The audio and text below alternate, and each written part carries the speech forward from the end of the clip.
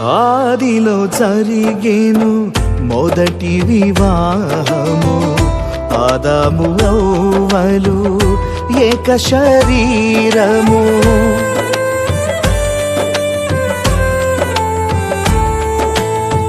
ఆదిలో జరిగేను మొదటి వివాహము, ఆదాము హవ్వలు ఏక శరీరము.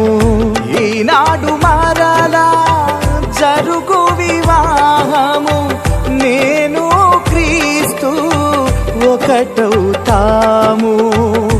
ఈనాడు మరలా జరుగు వివాహము, నేను క్రీస్తు ఒకటవుతాము. రాజై వస్తాడు, మన శిరసై ఉంటాడు.